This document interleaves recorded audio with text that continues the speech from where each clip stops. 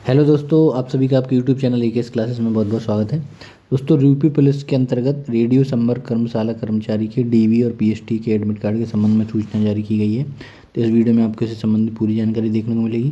दोस्तों, वीडियो शुरू करने से पहले अगर आप चैनल पर नए हैं तो चैनल को सब्सक्राइब करके बेल आइकन दबा लें, जिससे इस चैनल पर आने वाली कोई भी अपडेट आप मिस ना करें।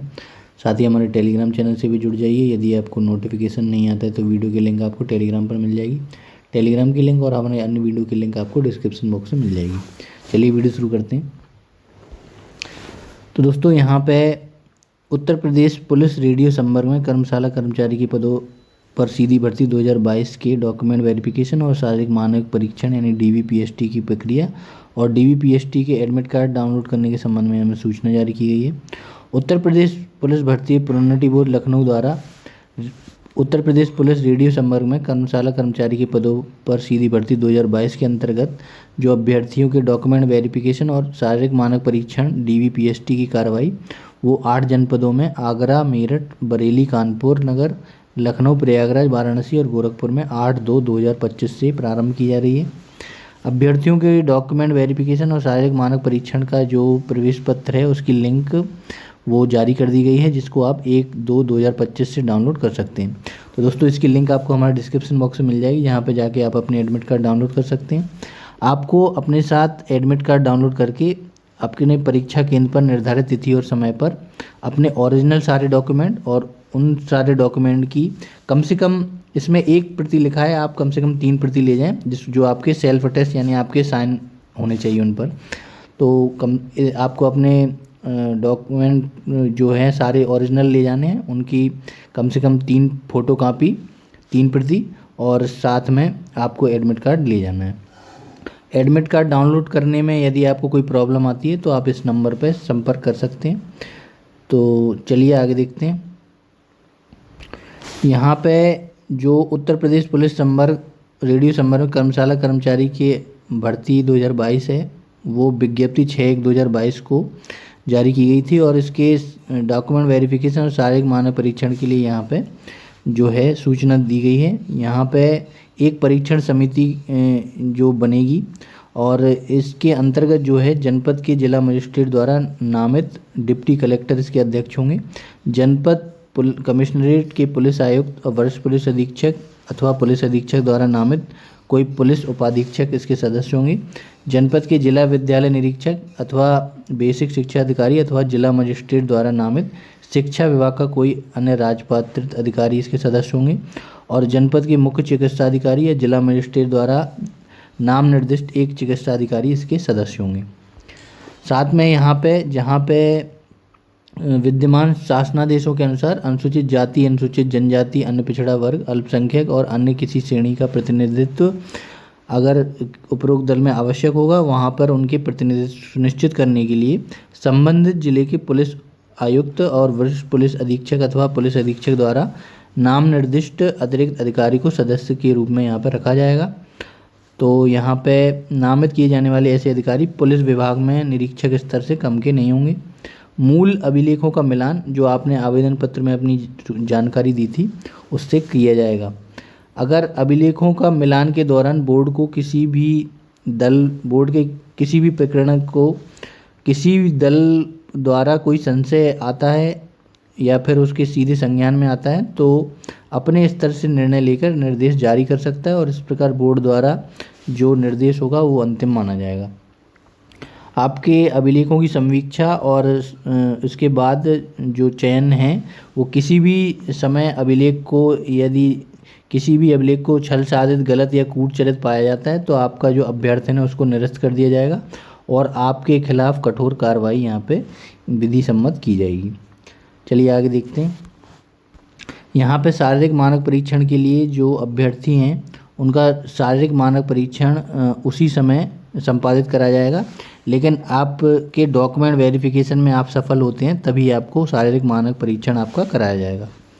पुरुष अभ्यर्थियों के लिए यहाँ पे जो मानक दिया गया है शारीरिक मानक परीक्षण के लिए, ऊंचाई आपको चाहिए सामान्य और अनपिछड़ा वर्ग के लिए और अनुसूचित जाति के अभ्यर्थियों के लिए न्यूनतम 168 सेंटीमीटर ऊंचाई चाहिए।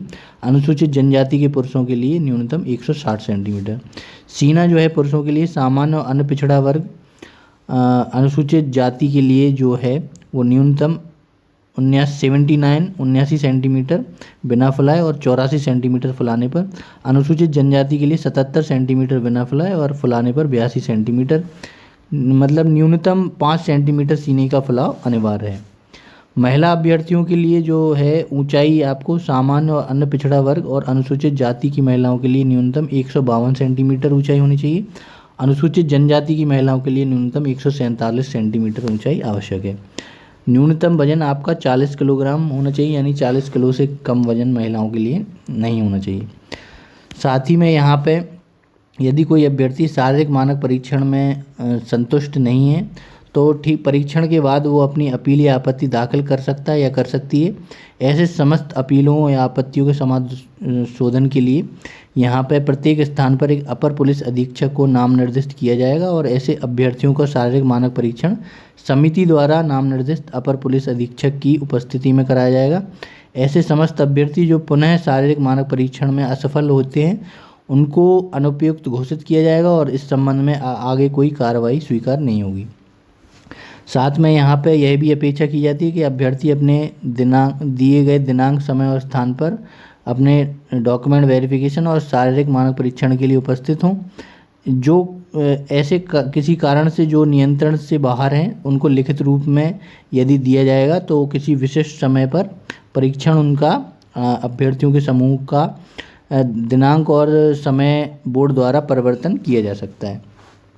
तो यदि कोई अभ्यर्थी अपने नियत दिनांक, समय और स्थान पर परीक्षण में सम्मिलित होने में असफल रहता है तो वह परीक्षण के लिए संबंधित जनपद नोडल अधिकारी को परीक्षण में सम्मिलित न होने का विस्तृत कारण देते हुए अन्य तिथि में परीक्षण के लिए सम्मिलित होने के लिए प्रत्यावेदन दे सकता है।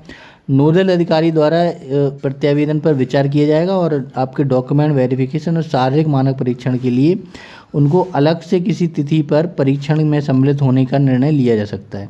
आपके डॉक्यूमेंट वेरिफिकेशन और शारीरिक मानक परीक्षण के लिए अंतिम दिनांक के बाद कोई किसी तिथि में कोई पुनर्निर्धारित कोई तिथि नहीं की जाएगी। अगर अभ्यर्थी अपनी पुनर्निर्धारित तिथि और दिनांक पर पहुंचने में परीक्षण में पहुंचने में असफल रहते हैं तो उनको परीक्षण में असफल माना जाएगा, चाहे वे किसी स्वास्थ्य कारण से या किसी अन्य कारण से भी उपस्थित ना हो तो, और उसके बाद उन्हें कोई अन्य अवसर भी नहीं दिया जाएगा। अभ्यर्थियों को प्रत्यावेदन जो है वो परीक्षण हेतु पूर्व से निर्धारित अंतिम तिथि से पहले देना होगा और ऐसे सभी प्रकरणों में नोडल अधिकारी द्वारा परीक्षा का दिनांक और समय पुनर्निर्धारित किया जाएगा और उसके संबंध में बोर्ड को भी सूचित किया जाएगा। चलिए आगे देखते हैं। यहाँ पे परीक्षण में विहित मानक प्राप्त न करने के कारण अंतिम रूप से जो असफल हो जाएंगे उनको किसी भी आधार पर अन्य अवसर नहीं दिया जाएगा और ऐसे अभ्यर्थियों को पुनः परीक्षण के लिए अपील भी नहीं कर सकते हैं। आपके डॉक्यूमेंट वेरिफिकेशन और शारीरिक मानक परीक्षण का परिणाम उसी दिन अभ्यर्थियों को सूचित कर दिया जाएगा। साथ ही में यहाँ पे अन्य सूचना भी है कि उत्तर प्रदेश पुलिस भर्ती बोर्ड द्वारा पुलिस रेडियो संवर्ग में कर्मशाला कर्मचारी के पदों पर भर्ती की ऑनलाइन परीक्षा 29/1/2024 से 30/1/2024 तक 3 पालियों में आयोजित की गई थी। इसका परिणाम 7/8/2024 को घोषित किया गया था और बोर्ड द्वारा विभिन्न सूचनाओं के आधार पर परिणाम जो IIT कानपुर से इसका परीक्षण कराया गया था और IIT कानपुर से आख्या आने के बाद जो संदिग्ध आचरण के अभ्यर्थी हैं उनके खिलाफ उचित कार्रवाई भी की जा रही है। तो दोस्तों इसके जो एडमिट कार्ड है उसकी लिंक आपको हमारे डिस्क्रिप्शन बॉक्स में मिल जाएगी, जहाँ पे जाके आप अपने एडमिट कार्ड डाउनलोड कर सकते हैं। तो दोस्तों आज का वीडियो यहीं तक, उम्मीद है आपको जानकारी अच्छी लगी होगी। दोस्तों अगर वीडियो अच्छा लगा तो वीडियो को लाइक करिएगा, दोस्तों के साथ ये वीडियो ज़्यादा से ज़्यादा शेयर करने से सभी तक ये जानकारी पहुँच सके। और अगर अभी तक आपने चैनल को सब्सक्राइब नहीं किया तो चैनल को सब्सक्राइब करके बेल आइकन जरूर दबा लें, जिससे इस चैनल पर आने वाली कोई भी अपडेट आप मिस ना करें। तो दोस्तों वीडियो के अंत तक जुड़े रहने के लिए आप सभी का बहुत बहुत धन्यवाद। अब अगली वीडियो में मुलाकात होगी। धन्यवाद।